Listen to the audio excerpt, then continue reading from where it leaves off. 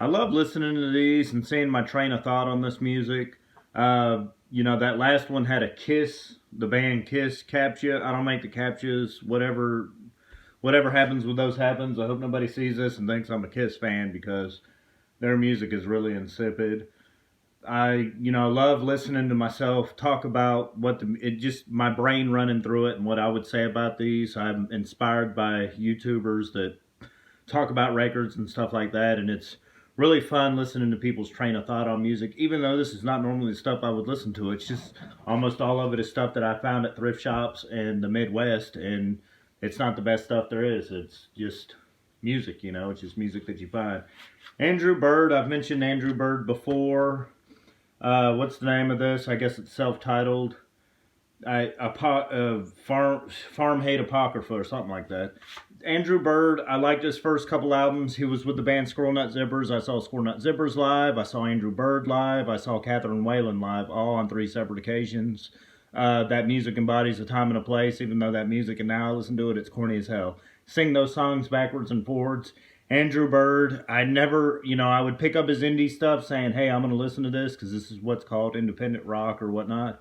And then I never ever listened to it. I mean, I showed one the other day and I've never listened to it. At one point in time I was turned on to buy that. I saw that at Barnes & Noble. They were featuring it. I think they even played it over their intercom or whatever. And people were talking about it. And I said, hey, I found this at Goodwill or whatnot. I said, hey, I'm going to buy this and listen to it. And I never did. This is something else I need to listen to. Apocalypto Reflections on Nuclear Blast. I didn't realize this was on the Nuclear Blast record label. I need to check this out. It could be really good. Obviously, I found it at Goodwill. But anything on Nuclear Blast, which is an old metal label, did a lot of thrash stuff. Just like Roadrunner Records or Metal Blade Records or any of those. That's gotta be a decent album, I would think. And I love metal music. I love the way it's kind of just simplistic, and it's got some kind of something to it. That's the best I can describe it at this point in time. My words aren't coming to me. Book of Mormon. These are the guys that did South Park.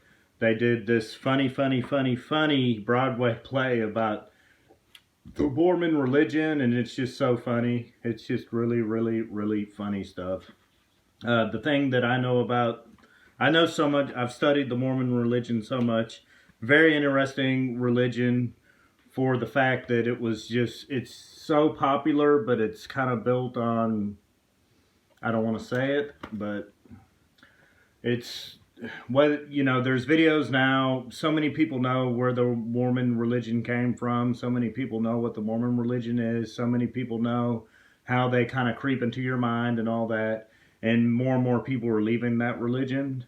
But I don't want to crap on the individuals because you can meet Mormons and they're some of the nicest people you'll ever meet. And I've worked with them before and they're easy people to work with. And so I can definitely, that aspect of it, I can definitely respect. Water Damage, Roberto Roena. There's 2 really good songs on here. The very first song was an old Tito Rodriguez song, and they redid it, and it's one of my favorites. And then there's another one on here. Of course, I can't read this. I mean, it's just so small, and I don't speak Spanish, so I can never remember the names of the songs.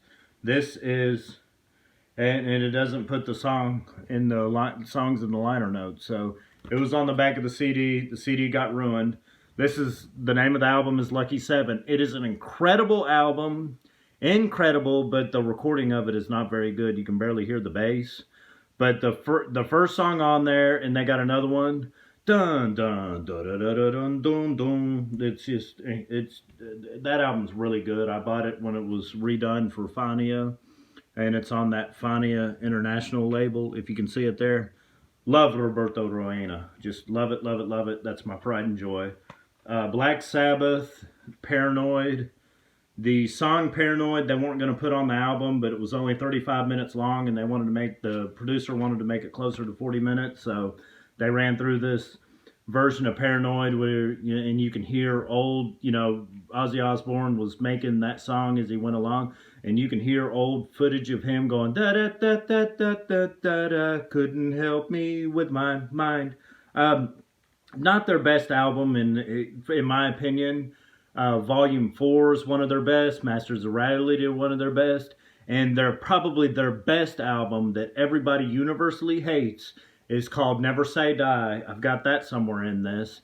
And people just crap and crap and crap all over that album because it's not heavy enough or whatever. But the song Johnny Blaze and Junior's Eyes, or especially Junior's Eyes, is probably my favorite Black Sabbath song.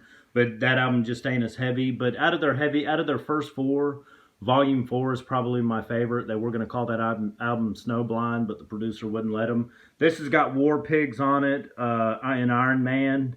And it's just kind of by the, for the reason that, and I wish it had a picture of them in the middle of it. It's a pretty neat album cover. And this is a Ryko reissue on Warner Brothers, so it's super good sound quality. The hits that it was just such a massive hit. Those three songs were just such massive hits for them. I've heard them so much, I've kind of gotten tired of them. But I'm a huge Black Sabbath fan. TheFeild, Yesterday and Today. I wish I could talk about this because I found it, listened to it, loved it, listened to it a couple times. It's some kind of ambience type music. And I thought this was just incredible when I found it. And I found another CD by them. But for some reason, I just can't talk about it right now because I don't remember exactly what it sounds like. But if you ever run into this, TheFeild, Today and Yesterday, it is really good kind of music to live by type music. Nirvana Unplugged. If there's a Nirvana album to have, this is it. It's incredible sound quality. They did it for MTV. The song The Man Who Sold the World, which The Man Who Sold the World was a David Bowie song off of probably a top 5 David Bowie album for me called The Man Who Sold the World. That is an incredible album by David Bowie, and they redo that song, and they do a really good job redoing that song. Polly on a Plane, Something in the Way, Plateau. This is highly inspirational, really well done. Kurt Cobain sounds great. I mean, just everything about this sounds great. Listen to it. It's one of those I can listen to with my kids in the car. Love this album. If you were to stick their 4 albums up and you were going to consider this a studio album, this would rank number 1. Here's a whole bunch of stuff fell out. Mutesy. This is a whole bunch of books on tape. I love this, the Israel Lobby, when it came out. I thought it was neat just how they kind of influence. There's another one. Israel kind of influences our politics. I thought I threw, this is the Belly one, and I was looking for it because when I pulled all these CDs out, that one fell out. A bunch of them fell out, and I couldn't find out where that went. So I'm going to stick that back up here. Here is, I'm not going to show you the cover because it's kind of insipid. Don't know much about this album. I remember picking it up. It's kind of in the same vein of that, TheFeild. It's a digipack. Glad to have it, but don't know much about it. The Beautiful Experience. Don't know what this is. It's some kind of new age stuff. Might be good. I have so much of this, and I don't listen to the stuff that's on my CDs as much as I do what's on my iPod. This is not my favorite music. Roadrunner Records, Kill Switched Engaged. This is supposedly, it's kind of a Christian-y type band. There's a picture of them. I have friends of mine that like this. I've never really gotten into it, but that doesn't mean that they're not any good. Double disc. It's a nice digipack booklet. I can say that much about it. Best of 2008 Jazz. Somebody I'm sure gave that to me. Sly and the Family Stone. Love Sly and the Family Stone. Kind of rootsy type music. They're great to have. They're great sound quality. Their music is great to find on vinyl, and it's possible. Love Sly and the Family Stone. Beyonce. Don't know much about Beyonce. Guarantee I picked this up. I mean, just look at how insipid that is, but guarantee I picked that up for next to nothing. Pearl Jam 10. I talked about this album the other day. Bought it close to the day it came out. Once, Even Flow, Alive. Why Go. Jeremy was on this album. I was saying the other day it was on the other album. Jeremy is just a heavily produced song that's pretty good. Like I say, Eddie Vedder was a child actor. I don't really like his politics are fine, but the fact that you have a rich guy telling poor people how to live is weird to me. Pantera, Far Beyond Driving. Their first few albums were really good. Once they got here, they weren't really good anymore. This was popular when it came out.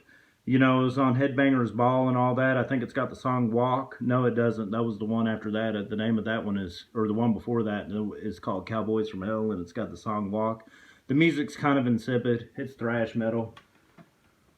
Is it good? Yeah, it's good, and especially Metal Magic, I think is their first album. They were good, yeah, but there's way better thrash metal out there.